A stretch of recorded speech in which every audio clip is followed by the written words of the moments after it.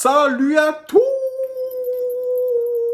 la team OL, Thomas Show pour Lyon Fan TV. Très très heureux les gars de vous retrouver pour une nouvelle vidéo. J'espère que vous allez bien malgré la défaite de l'Olympique lyonnais face au Havre. C'est la deuxième vidéo que je vous fais de suite.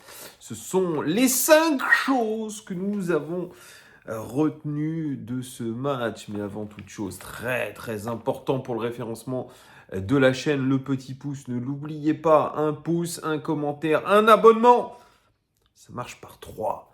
Merci en tout cas de votre fidélité.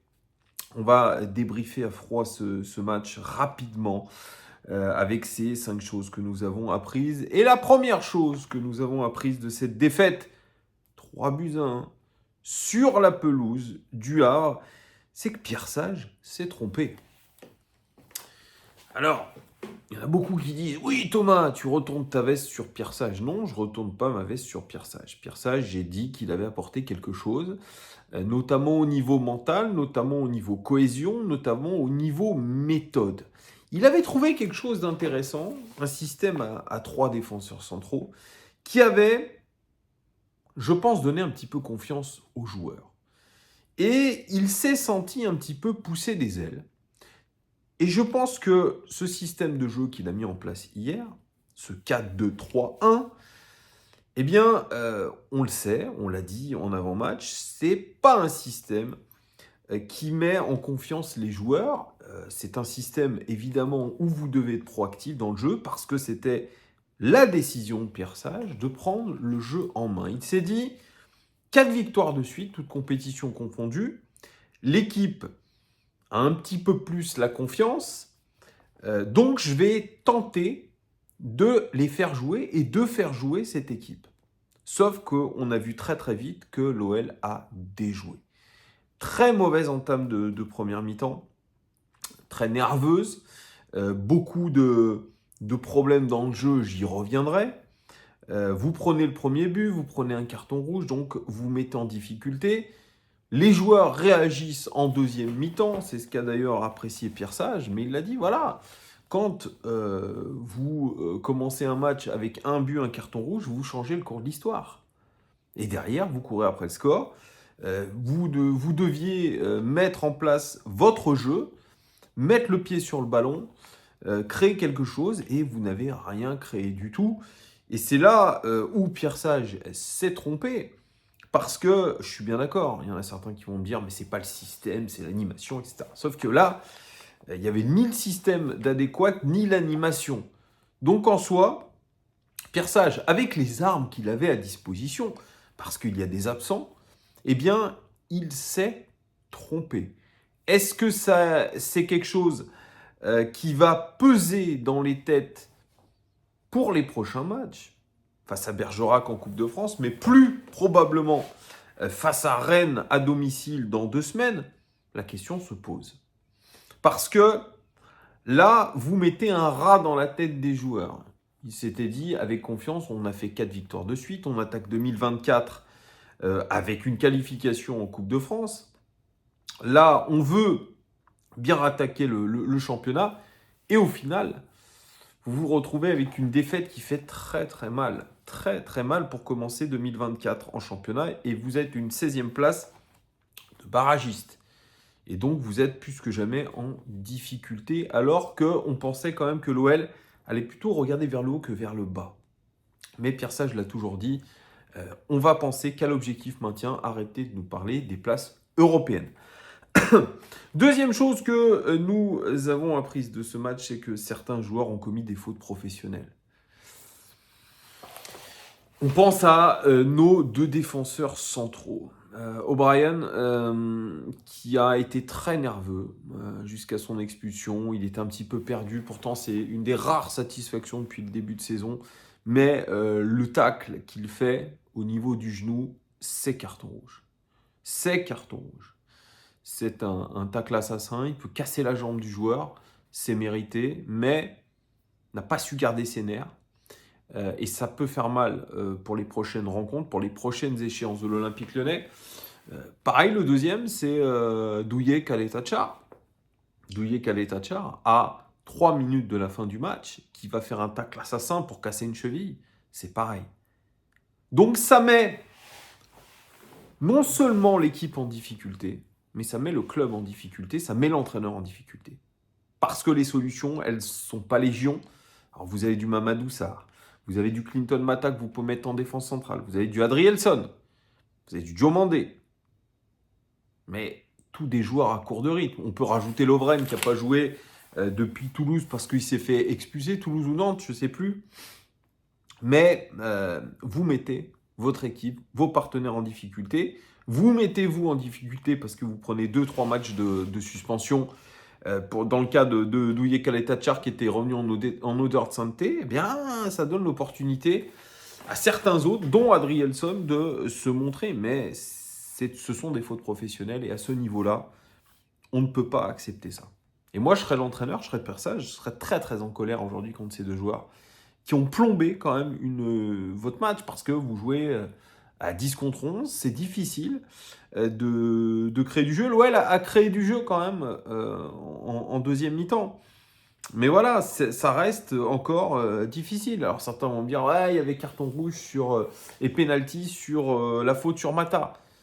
On a vu Gaël Angoula qui a fait le buzz sur les réseaux en disant « Ah, c'est un supporter havrais, il donne toutes ses décisions en faveur des Havrais, il est né au Havre, etc. » Ancien joueur professionnel. Et là, il y a une vidéo ce soir qui est apparue où on le voit le 30 octobre 2022, Lyon-Lille, victoire de Lyon 1-0, et on le voit faire la bise à plusieurs joueurs de l'Olympique Lyonnais, dont Lacazette.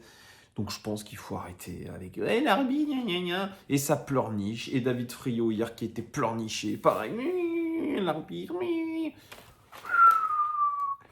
Arrêtez un petit peu aussi certains supporters de vous cacher derrière les erreurs d'arbitrage. Vous le savez, ça s'équilibre dans une saison. Et pour moi, il n'y a pas réellement de faute d'arbitrage hier. Il a bien arbitré Gaël Angula. Gaël, ouais, je ne sais plus comment. Bon, bref. L'arbitre a bien arbitré pour moi. Et aujourd'hui, Stéphane Lannoy, je crois qu'il est patron des arbitres, me semble-t-il, qui a analysé et répondu un petit peu à l'Olympique Lyonnais en démontrant à chaque fois que ça avait été bien arbitré. Troisième chose que nous avons apprise de ce match, c'est que l'OL fait le jeu de loi. On avance de 4 cases et on recule de 4 ou 5 cases en arrière. C'est toujours la même chose avec l'Olympique Lyonnais. Les lacunes reviennent, les vieux démons reviennent. On s'était dit que cet Olympique Lyonnais était en train de remonter, que l'Olympique Lyonnais était en voie de guérison.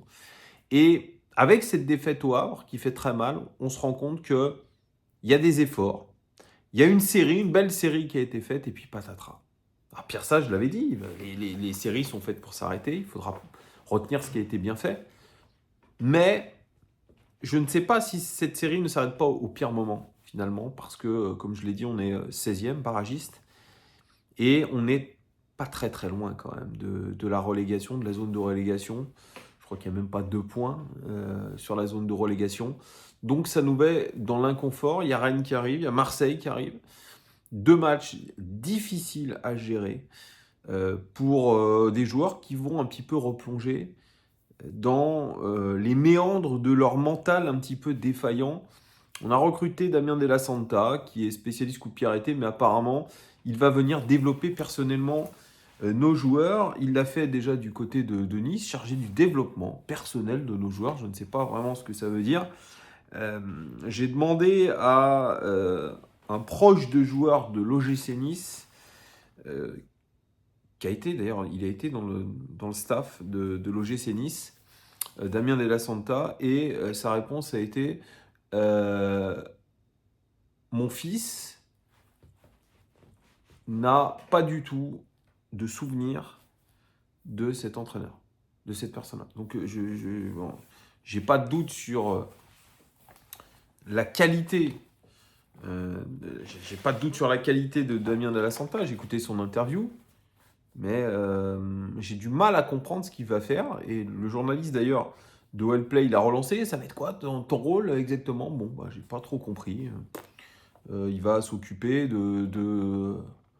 d'appuyer sur les points forts du joueur Et puis, s'il y a besoin, on fera appel à lui pour les coups de pied arrêtés. Mais Anthony Michel et Rémi Vercoute font déjà du très bon boulot. Voilà. Donc, ce que j'ai compris, c'est qu'ils posaient les plots pendant les séances d'entraînement, comme Jamal Alioui, parce qu'apparemment, c'est pour décharger Pierre Sage de certaines tâches lors des entraînements. Donc, écoutez, si c'est pour porter les gourdes, etc., je suis peut-être un petit peu critique, mais j'ai pas trop compris là, parce qu'on nous annonçait un mec qui était une référence sur les coups de pied arrêtés au niveau européen. Et puis là, il vient pour, ouais, pour porter les gourdes et les bidons et les plots. Donc là, j'ai pas trop compris. Donc là, pourtant, on avait besoin de quelqu'un, peut-être, oui, pour préparer mentalement. Alors certains me disent, mais Thomas, on l'a trouvé, le préparateur mental, c'est Pierre Sage. Je sais pas. Je suis de nouveau en plein doute. Vraiment, parce que ce sont les montagnes russes. Et finalement, euh, la deuxième partie du mois de janvier, ça risque d'être un mois de tous les dangers, encore une fois, et on sera très attentif à tout ça. Quatrième chose que nous avons apprise de ce match, c'est que Lacazette est toujours décisif. Et oui, heureusement qu'il y a Alexandre Lacazette, parce que même dans le marasme, il est obligé de défendre, il est obligé d'être un peu partout, un petit peu se disperser. Il est toujours dans la zone de vérité, bien servi par Ryan Cherky, mais je pense que le maintien passera par Alexandre Lacazette et ses performances. C'est un leader d'attaque, c'est quelqu'un qui va vous marquer des buts. Malheureusement, il est trop esselé et c'est quasiment le seul à être capable de marquer des buts, puisqu'on a très bien vu que Ryan Cherky n'est pas capable de tirer, notamment, de toujours avec ses roulettes à deux balles. Même s'il fait une passe décisive et que, mine de rien, son match, il est rattrapé, je dirais, par cette passe décisive, mais trop de choix désastreux, de roulettes qui servent à rien, de je lève les bras pour me plaindre en permanence de mes coéquipiers, de l'arbitrage, etc., etc. Moi, je pense vraiment que ça passera par Alexandre Lacazette. On a intérêt qu'il ne soit pas blessé parce qu'on voit que quand il est dans la zone de vérité, il est quand même bon. Voilà. Mais il est tout seul, il ne peut pas faire le job tout seul, ce n'est pas possible. Donc voilà, moi, je pense que c'est ce qu'on a appris aussi de ce match-là. Cinquième et dernière chose, c'est qu'on a vu des lacunes dans le jeu et surtout un manque de maîtrise. On a vu en première mi-temps des joueurs perdus par rapport au dispositif. Les transmissions n'étaient pas bonnes, les contrôles n'étaient pas bons, les passes n'étaient pas bonnes. On a vu beaucoup de joueurs aussi pris dans la profondeur parce qu'on n'était pas assez attentif. Et à ce niveau-là, et face à une équipe du Havre qui a mis de l'agressivité, qui a mis les ingrédients nécessaires, ce n'était absolument pas jouable. On a eu un petit réveil, je dirais, en deuxième partie de deuxième mi-temps, où on a pris le jeu à notre compte, qu'on aurait pu revenir, parce qu'on s'est un petit peu donné les moyens, mais malheureusement, le contenu global est très, très, très insuffisant. Voilà ce que je pouvais vous dire de ces 5 choses que nous avons apprises du match contre le Havre. Dites-moi en commentaire si vous êtes d'accord avec moi. Un pouce, un commentaire, un abonnement. Vous connaissez la recette magique. Merci en tout cas de votre fidélité et à très vite. Ciao.